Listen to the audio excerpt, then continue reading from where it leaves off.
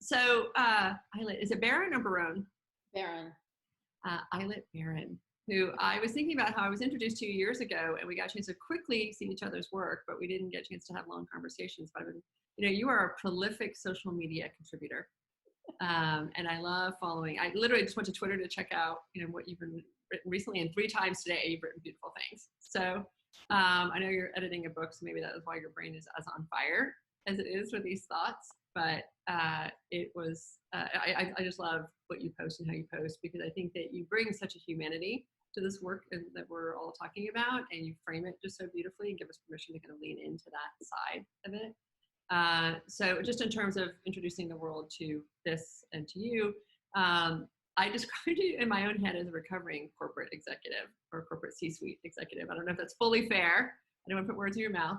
But former chief strategy and innovation officer for Cisco in Canada, who then moved into this other work that you're doing that is so profound, as an author, as a speaker, and as a coach, and as a strategist, continuing to try and help reorient, I think, people's heads to the way that work could work. And I think what we're all seeing is we're in a really weird moment, right? Where on April 23rd, 2020, in the still front end of this, so much of what you've been advocating for and writing about and talking about is being played out in real time, and people are finding their way through it in a new and really different way. So this is just a great time to have this conversation. And the purpose of this society and this series of talks is just to introduce people to your work and into your thinking more, so they can see that there are these partly, hopeful, partly, empowering, but also tangible ways of wrapping our arms around what can come next, in a way that I think gives people a lot of inspiration.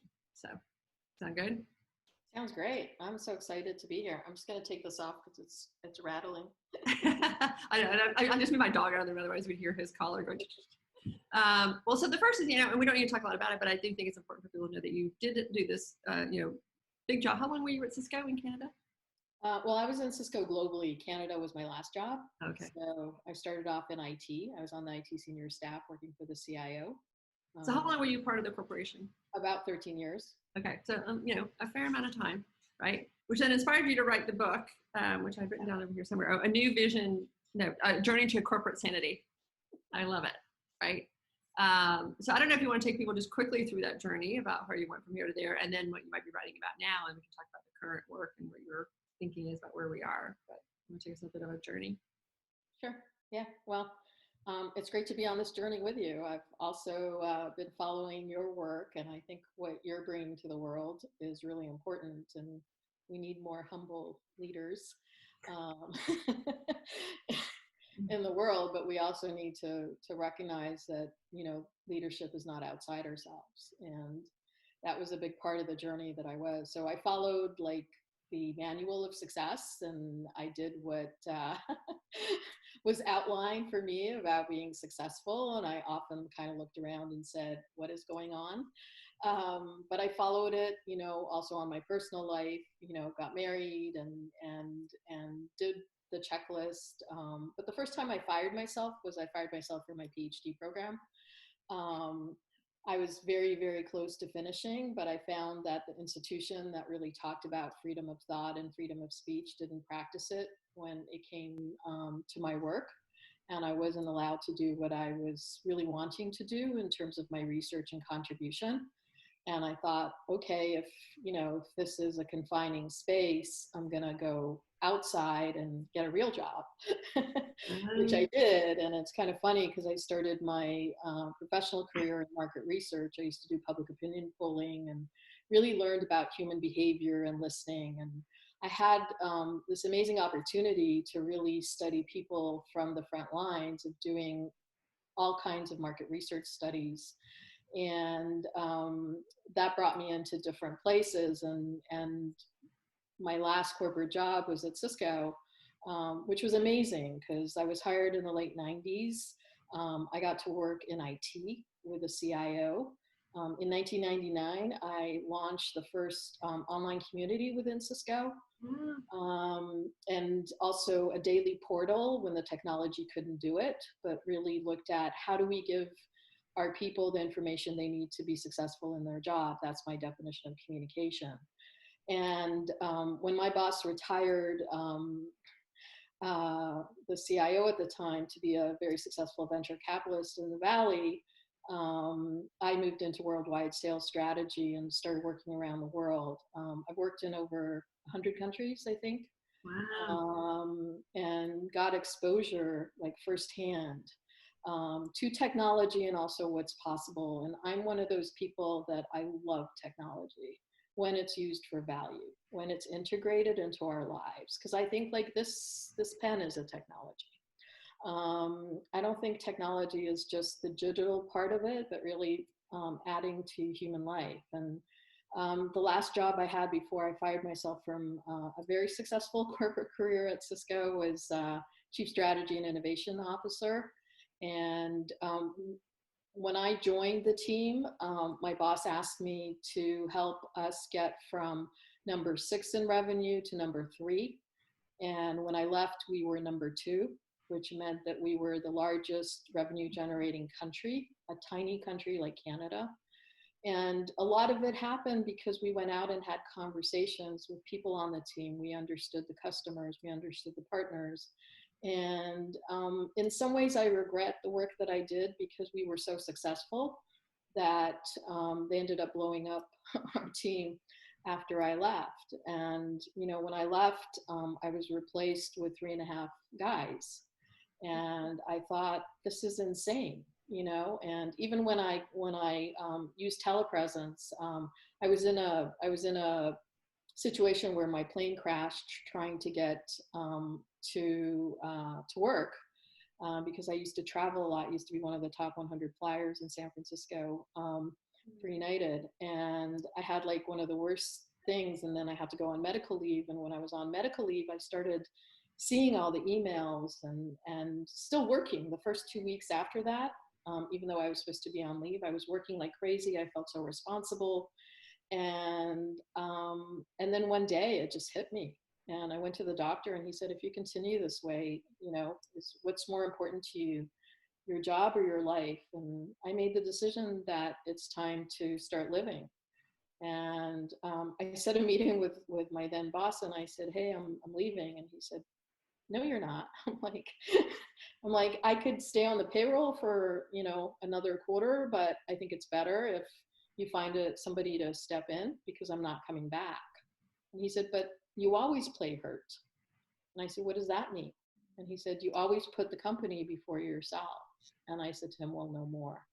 And that was really a defining moment in my life.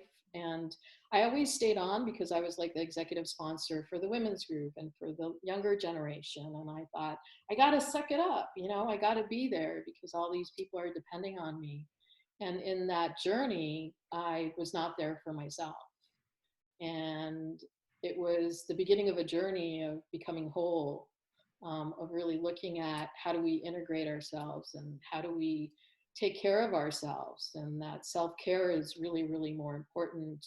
And I've always believed, I had just written an article for a publication in London, the London School of Economics with Jamie Anderson. We co-wrote an article on life working. And it was really about, you know, how, and it included both our stories with pseudonyms in it, but it really talked about, you know, how there's only life and work just needs to be part of it. And that there's this myth that we've been led to believe that there's life and work and we need to find balance. And I believe that's absolute bullshit. There's only life, and life is an amazing adventure. So I ventured off. I spent 2 years after that as an innovator in residence with a large company, helping to bring innovation in how we work. And we were so successful and so disruptive that they blew up the department afterwards. Wow. It was just craziness.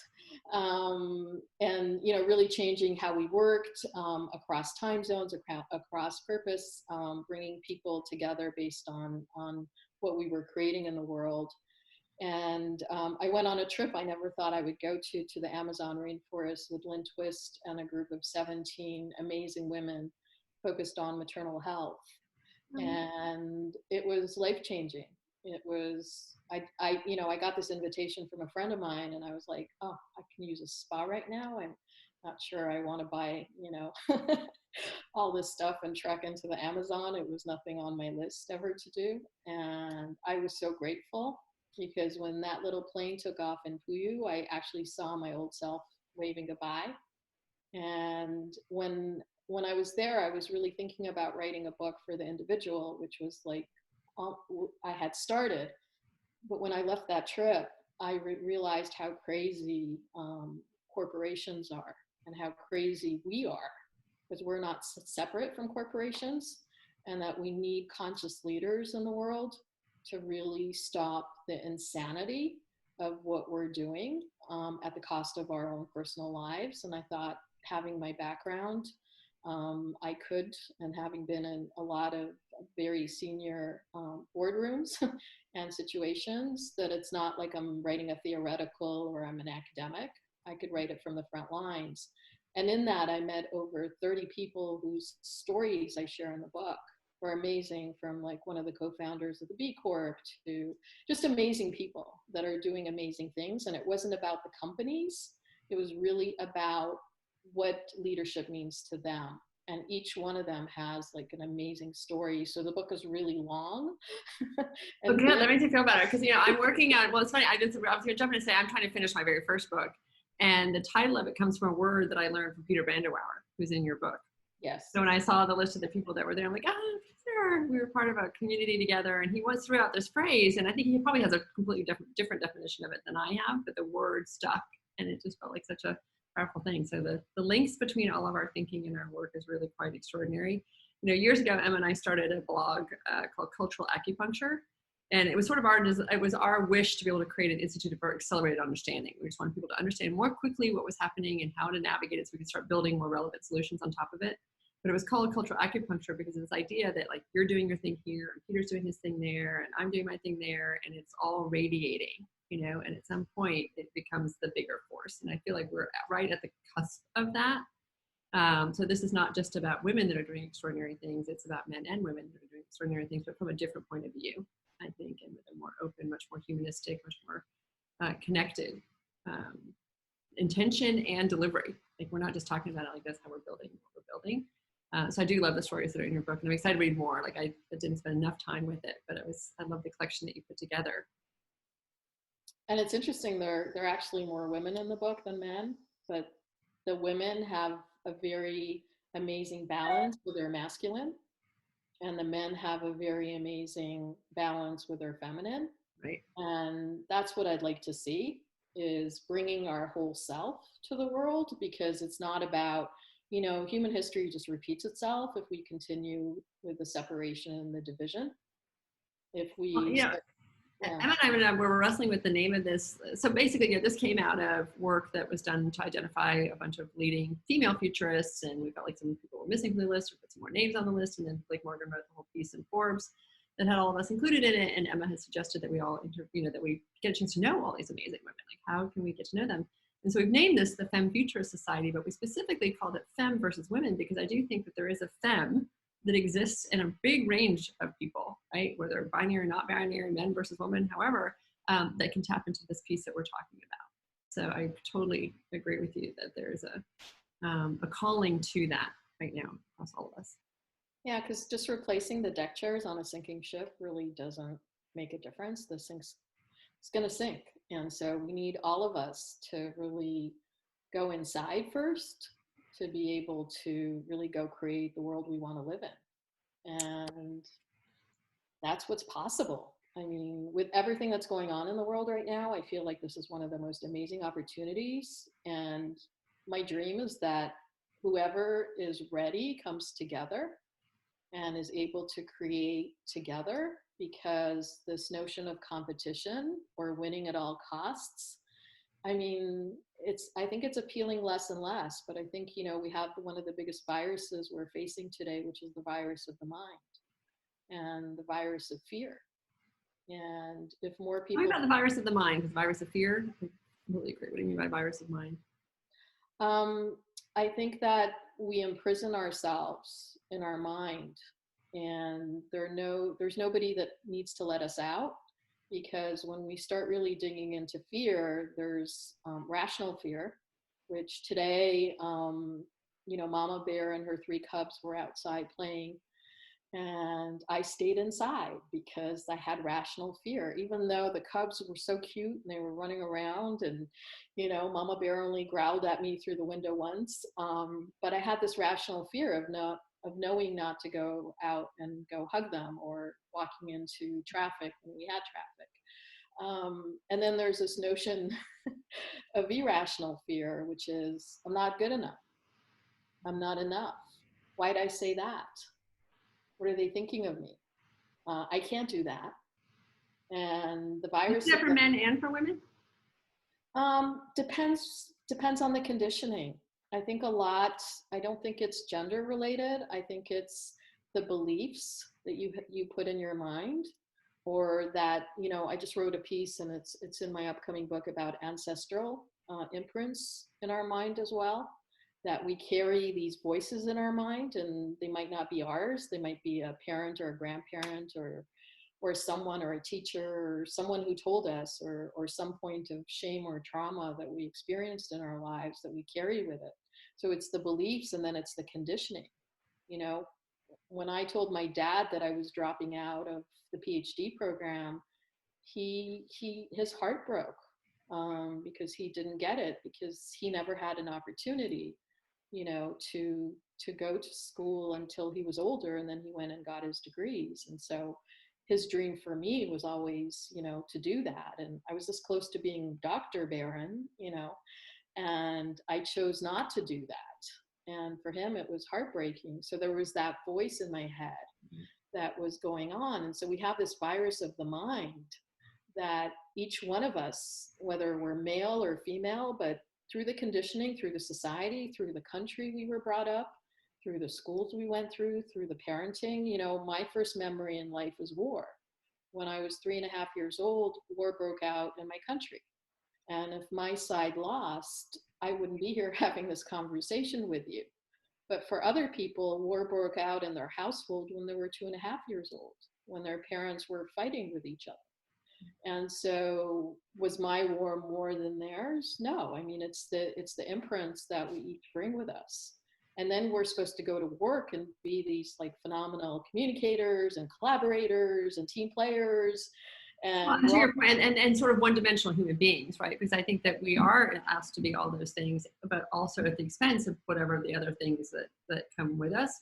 All that work that's being done out of Harvard about deliberately developmental organizations, I find so rich, right? Because permission to bring all that stuff in. And the way I always talk about it is that self-awareness is such an important tool, not just because it keeps you happy and whole and healthy, but when you're faced with ambiguity, you need to know how you react. You understand what the triggers are, what the places are that you go to hide for safety, or where you don't want to let somebody in because you're afraid that might be exposing some part of you that you don't feel proud of or ashamed of. And when we're faced with constant change and constant ambiguity, that is a very dangerous strategy, right? We don't get the safety of hiding behind those clear walls that defined who we were. And so this is just critical work, period, regardless of whether or not you feel ready for it, or you've got a trauma that you need to get through, or a plane crash that invites you into this other space, or an opportunity to go to the Amazon. I mean, whatever these things are, they're great. But I think that in general, the work now of a professional is to get clear on what their stories are, what their triggers are. Right? Absolutely. I mean, it's kind of funny because it's the stories we tell ourselves and the stories we tell other people. And what I found when I came out of the Amazon was that most people were actually talking about the past or the future. And so people, like, if you would walk into a restaurant and you would just go listen to what people were talking about, they were actually telling a story. Oh, this happened at work, or, this took place, or complaining about some drama or something. Or they were talking about some future. Oh, this is what I'd love to do. This is what, I plan to do. But most people weren't creating. They weren't here creating. They were mostly telling these stories about, yeah. the past and the future. And then I started to kind of monitoring myself, to see where it was, because like, you know, when I really think about why are we on this planet, there's a couple of things I knock off the list, like suffering. And a lot of people, you know, are, you know, I've worked in some of the, you know, the craziest slums in the world in Africa, and I've seen some of the most inspirational people, rather than the people standing in front of the room telling me the 7 steps to be successful. And because how do they know how I'm going to be successful? But I've seen, you know, how you can give technology and integrate it to somebody who doesn't know where their meal is coming, and all of a sudden the poetry that they put under their pillow, you show them how they could publish it, and then nobody needs to know that they live in a slum, and they can connect with other people through their work. And then, you know, some people can even make a living out of it if, you know, they're serious about it. And so we're given all these amazing tools, and the stories that we have, we get to rewrite them. You know, I mean, it's kind of funny because I know, like, I feel like my time in corporate was so long ago, and yet I look at remote work. I gave up my office in 2003 because I was traveling most of the time. Mm-hmm. And I worked, you know, I had teams and employees on 5 continents at one point. And so now I look at it and I go, wow, it's so relevant. Totally. Oh my God, you're ahead of the curve. Well, so, you know, in this, I mean, I think the most stressful thing about these conversations is that we're trying to time box them somewhat, because we could do like a 3-hour thing. Like if you and I could have dinner together, you and I and Emma, we would be chatting forever. Like I swear, I think what's going to come out of this, if I was going to guess, is that we might just want to go do a retreat somewhere, or a big like vacation somewhere with all of us together, rent some house somewhere and go and like hang out for X amount of days and have these conversations at length. I actually think that is a possibility. But in this moment, you know, we are doing this, you know, like I say, at the front end of the pandemic here in April. And I say front end just because who knows how long this is going to be, but there's definitely more to come. As you think about what you're working on now, what you're most passionate about, you're working on this book. And so what I'm curious about is the journey from the first book now to the second book, the work that you did in between that led you now to what is it you're writing about now that you are passionate to convey? Sure. So the first book was all about business and business for good, you know, how we create businesses where we integrate corporate social responsibility. It's not a department, where inclusion and diversity is just the way, you know, we work, because we build great teams, and just telling those stories. But what I felt was missing was a book that I wish I had in 2014, which was really talking about the adventure of life. So I started off writing one book, and now it's a series of 3 books. And the first one is called Fuck the Bucket List for the Soul. Discover the Wonder of You.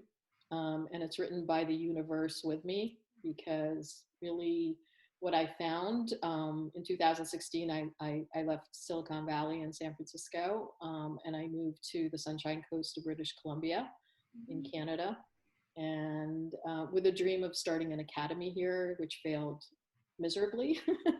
I had partners that didn't work out, and all the things that were great learning.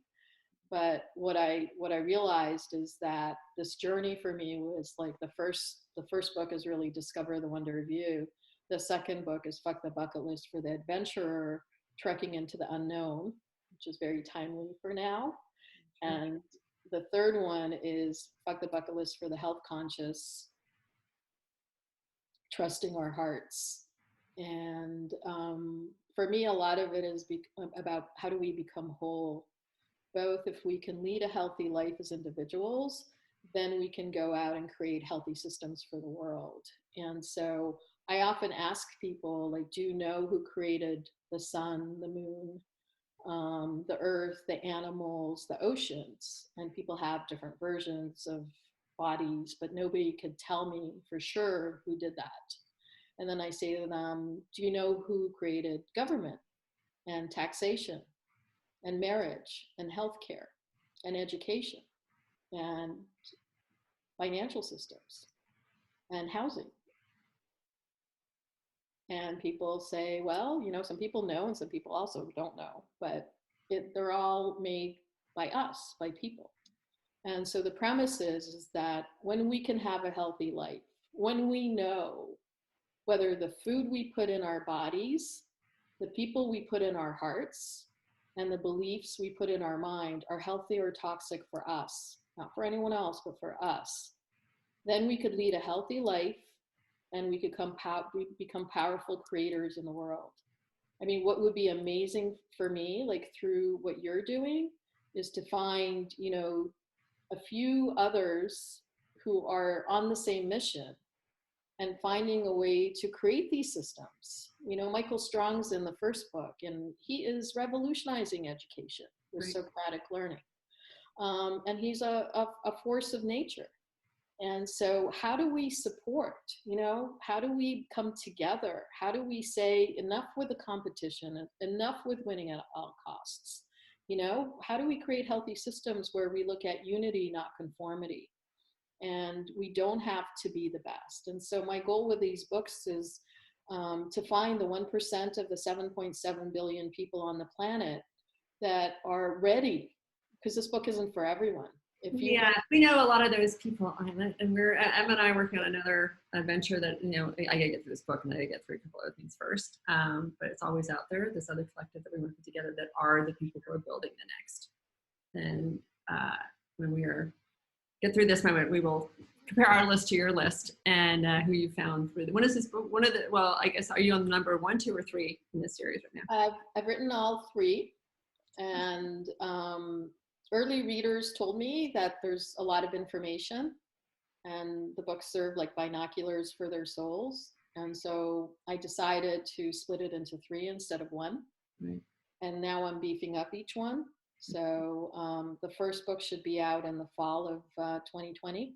And then 3 months after, the second and the third will be out. Well, so again, it'll see to whom it calls, right? And then we'll continue to build, because I think that is a whole nother gathering and community of people who, again, I'm attracted to because I have a role right now to be a bit of a translator and an advocate and a framer for this stuff, but I'm not actually actively building. There's one of the 3 projects that I'm engaged in, or maybe 2, that I'm actively building something, but there are people who are building really radical, complete new, I call them horizon technologies. I sort of made up that word because I'm like, emerging doesn't even sound right. Like, this is like the new horizon of what is possible.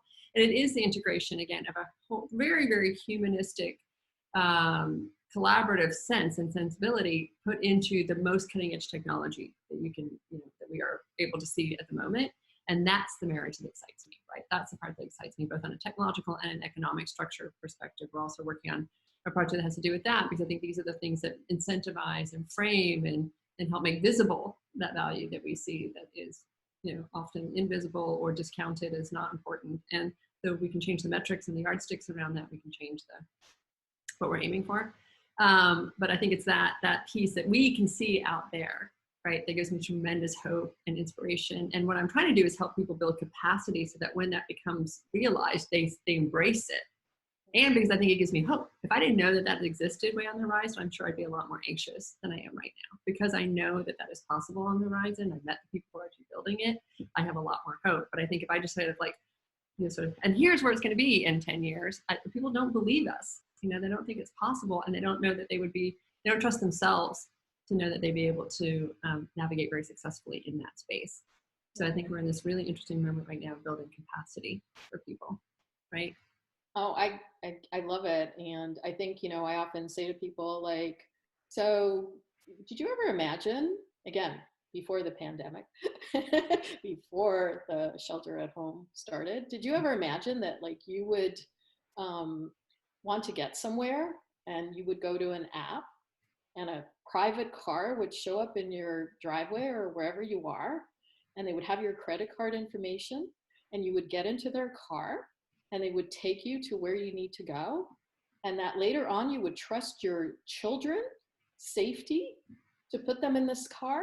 You would have told me that I'm insane. I know. No. I love telling those stories to people. Like, if I had told you, and then the story that I often use, which is a little less dramatic than yours, but still interesting, is, if I had told you 12 years ago that there would be a company worth $25 billion on any given day based on a selfie, right? The answer would have been, it's a selfie. Never mind the fact that it's a technology that then turned into this whole social platform and a way of communicating. And when you hear Evan Spiegel, the founder of Snapchat, talk about it, he'll tell you, it's about what it conveys and the communication that's in a photo, right? And then you think about how it's changing law enforcement, how it's changing memory, and how it's changing everything that we do in our society. So I think the part that we always underappreciate is that something can invent a technology, which is, a mobile platform that connects, blah, blah, blah, but we don't realize how that changes life. I've got a 19, almost 20-year-old son who hasn't even learned to drive yet. He's got his reasons for not wanting to, but honestly, because Lyft and Uber exists, he doesn't need to, right? And he's got his own philosophical issues about how he thinks about, cars and parking and dreadful things like that. So it's so fascinating to me to see, we can see the technological side. We often discount the humanistic and the amplified impacts of that. And I think we have no idea how that's all going to play out moving forward, right? It's so exciting because everything's here to be discovered. And when we do it with value, I guess to me, it's pretty crazy that if I wanted to ride, there's an app for it. If I wanted a place to stay for the night, there's an app for it. If I wanted someone for the night, I could swipe right or left. I don't know what does what because I don't use it. But if I wanted to find the people in the world that care about what I care about, there's no app for that. And I am hoping that these books help people go out and create an app, not based on our gender or our age or where we live, but what we want to create in the world. If we can connect and do that, because what we've seen over the last couple of months is how connected we are and how disconnected we are with ourselves. Because it reminds me of a story, and we never pulled it off, because I think part of it is that you have this vision, right, and then whether or not you've got the time, that the technology is right at the time. But I was at a TED conference, and I met a guy named Chase Frazier, who became a really close friend. And it's one of those things that in line on the flight back to Texas, we became like best buddies, and we lied so that we could sit next to each other on the plane, and yada yada. But he had this idea of, he wanted to fractionalize Gandhi. It's like, if Gandhi could be, and for some reason he had this number 35. I forgot why. We're going to call it Tribe of 35. But if you could pull 35 people together, they could take on a mission, right? And in some ways then become something that, sorry, I was just having a note. But if this Tribe of 35 could be empowered to go do something that we all decide that we want to go do, and then, it wouldn't take as much work if we fractionalized it, right? I think there's still a role for something like that. I know people always try and build a community, but I do think, at one point, Ariana Huffington had just postulated in a group of people that she wished that there was an app that was like a GPS for the soul. And then she went to go and create it, So I do think that these things like a Polaroid, which is, I wish there was a photo lab in my camera, become possible in this world that we're heading into. So I love it. Because I was going to ask you, as a, you can take the, innovation strategist out of the corporation, but you can't take that out of the person. So as a global innovation strategy officer now, which is what I will call you, what is it that you really want to see in the world? Like, what is the thing that you think is either most missing, or that you're most afraid of, or that you're most excited about that needs to be created? I want kids to learn what's healthy and unhealthy for them. I want us to know what's for me and what's not for me. We might even see like a decrease of bullying if I realize that group of kids aren't for me. And so really personalize it, of understanding, also where the source comes from. Right now, we have very much a culture of problem solution. And to me, that's kind of a 20th century mindset of like, here's the problem, let's find the solutions. Even the UN goals, they're solving humanity's biggest problems. And I'm like, again, what if we adopted a 21st century mindset of opportunity creators? What's the opportunity? Every time that we see a problem, we go, wow, that's a problem, but what's the root cause?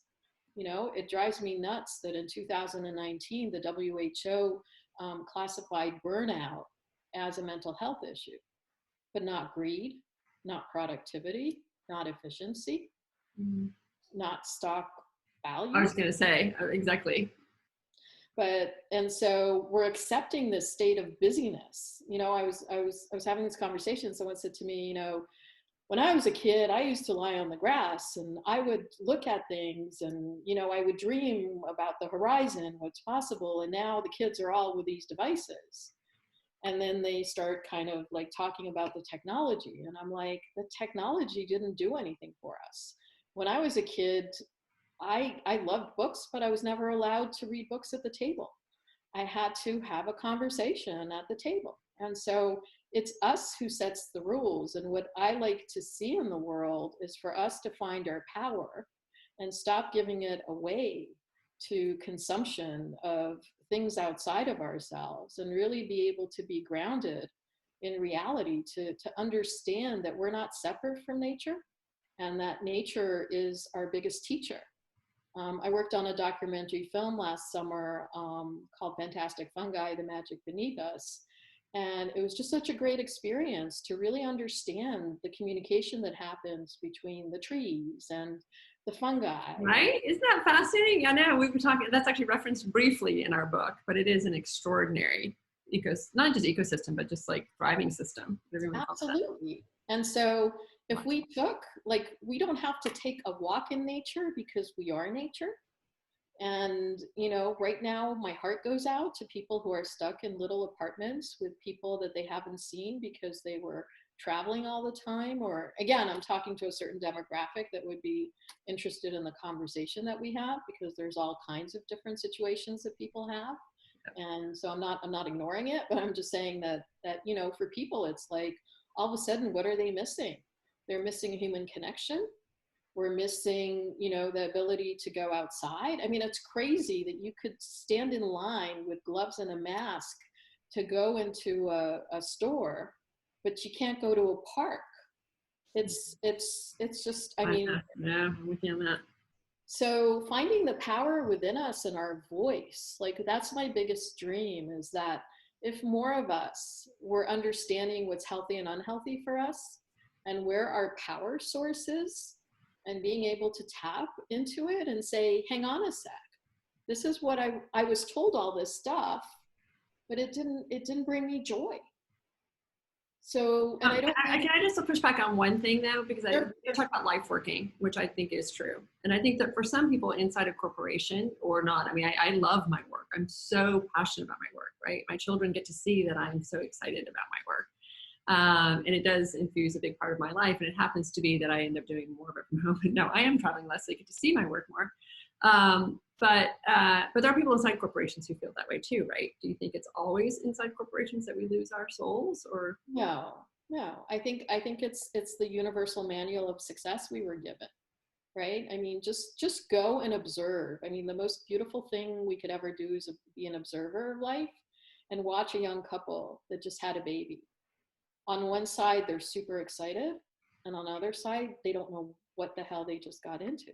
And no one has prepared them for the fantasy of the wedding, have children, buy a house.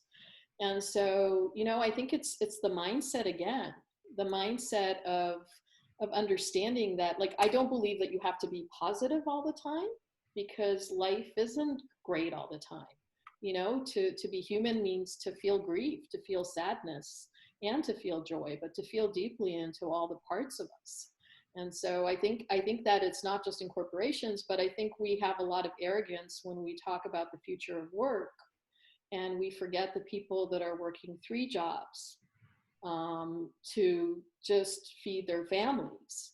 I think it's the fabric. I mean, I'm tired of hearing about the predictions of the future of work, because we don't know what work is anymore. Like, are you and I working right now? Right, exactly. And I would love to see a forum emerge where we bring children, because we're doing all this prediction and all this talking about the future of work, but we're not bringing the future with us. And I'll never forget that when I left Cisco, I called a friend of mine, because I was doing a lot of talks and stuff on the future, who is the Dean of Communications up in Ithaca College. And she said to me, Ayelet, you want to know about the future of work? Let me tell you. She goes, I got kids here whose parents are driving me crazy. They're like doing the work for the kids, or the kids showing up and telling me that they can't submit their work because they had a fight with their boyfriend or girlfriend. And she said the most tragic part is that I am not even being able to do my work anymore because I am taking kids to the psych ward. Our attempted suicide rate is up 200%. And if you want to talk about the future of work, let's talk about the next generation and where they're at. She said, of course, that's not everybody.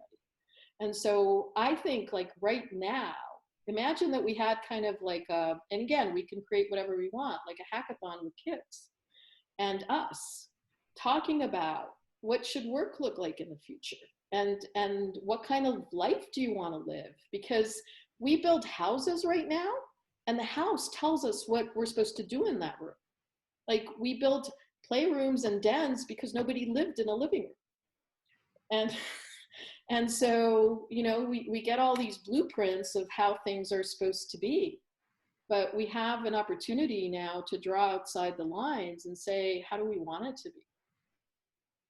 I could not agree more with that whole belief around, I share your passion for youth and for for me, the way I describe it is I just want kids to feel so much less anxious, right? All the statistics around suicide, depression, anxiety, I 100% am connected to and aware of. And, you know, when my oldest son was at university, he was going through his own state of anxiety around fear, I think, around the world, like the idea of going into public space and knowing what could happen in that space. And it sort of manifested in a very, very mild form of sort of food OCD-ness and anxiety attacks. And so I was like, okay, let me get concluded. And I'm listening to a webinar from that university, from their mental health, you know, dean, or it wasn't the dean, I guess it was the dean who was talking about the services that were being offered at the university and how they literally couldn't accommodate the kids, right? That you had to like a 4-week appointment, unless it was acute. And if it was acute, then they could see you right away and they figure it out. But I think the acute appointments are taking over so much of the capacity, right? That the kids who just want to go and get checked in. So he would just want to go and have a conversation with someone who couldn't get in.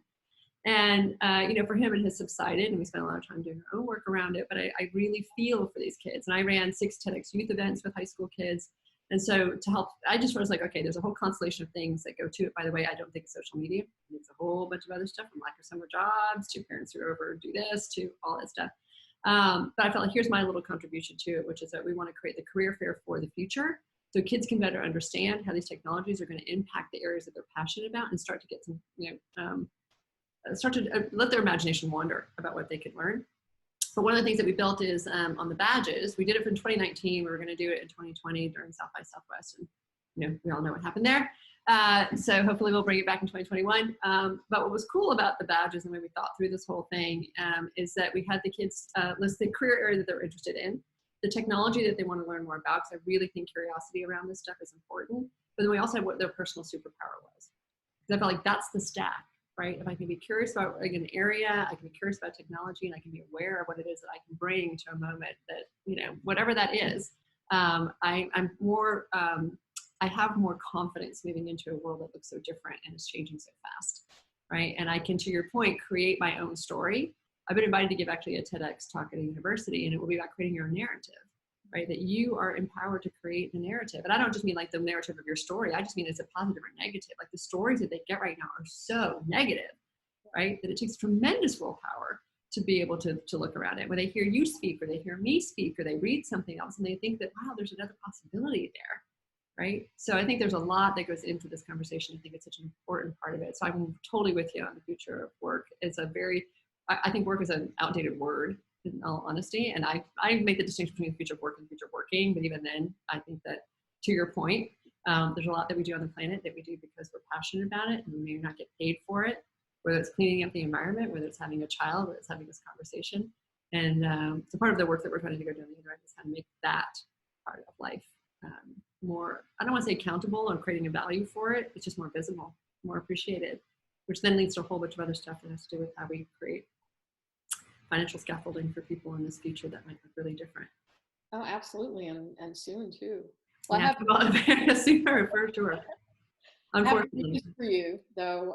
A friend of mine, a dear friend of mine, just created an app for universities and colleges to get help for people, so they don't have to wait. That would make sense, right? We're seeing that happen in other places. I mean, I never really thought about connecting the talk space with a university sort of thing. That's perfect. That's he's piloting it in like four different universities, and also in the music community through another friend of mine who created a community for musicians and artists, because the suicide rates of that community is no, totally. And you can look for entrepreneurs, whatever. Is there is the app for college students visible now? Like, can you give us the name? It's called Get Ahead. I could send you a link to it. Yeah, that's great. I and love it. he started it because he needed it. And that's what I think is so cool. Right. Like, I think the more of us that create things that we need ourselves, we're not trying to change anybody or fix somebody. Like, I just run away now when somebody tells me that they want to save the world or change the world. I do want to build a better world. I do want to build a better next. I want the decaying paradigm to get off life support. We're just keeping it off on life support, and it's time for it to die. I'm looking up the tweet because I love the tweet. Oh no, it just went away. I want to sort of round this up now, but I think there's a tweet that you got as your pinned tweet that becomes kind of the invitation for the series of books that you're creating now. Do you have it memorized? I don't have it memorized. All right, so I have it right here. It says, if you feel like you don't fit into this world, it's because you are here to help create the new one. I love that. And I have to do it definitely spoke to me about the fact that I often don't feel as though I fit into the environments. I become this interesting traveler between them as opposed to necessarily a committed community member of one. And but I love that invitation. Right? You don't fit in, it's because you're here to create the next one. And we're building bridges, because I mean, that's the thing, that like, to get anywhere, we need the bridges, and we need the bridge makers, and we need the visionaries, and we need the people who know how to construct, and we just need to come together. It's so simple. I love the way you just say just. We just need the bridge builders. We just need the people who are going to. Well, because people are sitting at home depressed, or I probably shouldn't say this on camera, but I was talking to a friend of mine. I'm finding like a lot of people now that have young kids, they don't know how to handle it because the people that help them, especially if they're single, aren't available, and they're not there. And, it was interesting because my friend was like, oh my God, he's not like studying or whatever. And I'm like, you know what? The best teacher you could be right now is by practicing self-care. If he sees you walking your talk and doing the self-care and not getting all engrossed in it, and instead of upping your antidepressants. Right, totally. Well, again, I think one of your tweets today was about this idea about I interpreted it this way. It's not exactly what you wrote, but I interpreted it as that I think I see a lot of parents who are pressured to take the industrial education model that they outsource their kids to and bring it home now and really live up to this insane kind of demand. And I think this is the best time ever to reinvent that, right? It doesn't mean that I don't want my kids. We were really fortunate. We're in a school district that has a tremendous amount of resources, and the kids get able to still do a pretty robust range of online learning. But interestingly, even in that, my daughter, who's very bright and excelling in all her AP classes, now they've only done one grade a week. They've gone to try and simplify it and make it easier. And for her then to stay motivated to learn when it's not about the grade. Hey, there's a really great opportunity. This isn't about that, right? This is about whether or not you think this subject matter is going to lead you to the thing that you want to go create on the planet. So it's a really wonderful time to reinterpret and to re-engage kids in their own desire for learning, as opposed to that external motivation. So again, I have so much empathy for the parents with really, really young children at home who are trying to also balance their work. And I have a tremendous invitation to people, to your point, to not like blow up academics and have them only play outside, but to find the rhythm that reinterprets what we think is important and helps our kids understand how to prioritize that and build this resilience and curiosity and all these things that we think they need. So, all right, girl, we're going to go on vacation at some point together. Emma literally texted me and she goes, oh my God, I love her. And I realized I left out a vowel when I was pronouncing her name about Ayelet. So, I've been called everything. I know. This is funny because this is the time to question everything. And so if we could teach the kids, like, what are your deepest questions? Yeah. And it's such a beautiful time. Because again, I had a beautiful invitation to give an opening convocation, talk to the Virginia Military Institute of all places. And I do have, people ask me about what we can do to help kids better prepare for the future. I have a very clear list, which is about curiosity, empathy, agency, grit, integrity. Like, that's the curriculum. Right? So what does it take to foster that? And as much as you can say you foster curiosity, you don't if you keep telling kids what they're supposed to do, right? And yet at the same time, I do think that there's a discipline and there's a certain amount of whatever that, you do want. And so it's that balance that we're all finding about how we help kids just find their innate curiosity and let it like blossom, and whether it's outside or inside or with a device or not with a device or with another person or not with another person, like, you know, they'll find their way through it if they're watching us do it. This goes back to your point, modeling though. My kids see me again like alive in what I do, right? And they see, you know, you're a role model for kids. And I do hope that this series gets extended too. I would like, you know, for all people to see it, but particularly young women. I had this opportunity to mentor a young woman yesterday, and it was a beautiful conversation. And, you know, we forget how much we learn on this journey. Absolutely. You know? And to be able to just, you know, a few frames here and there, and then just sort of light something up for someone else. So absolutely. Absolutely. Well, when you're ready to get away and the planes are going again, this is yes. I would love to come up there. That would be beautiful. I'm sure we could get our own little plane up there.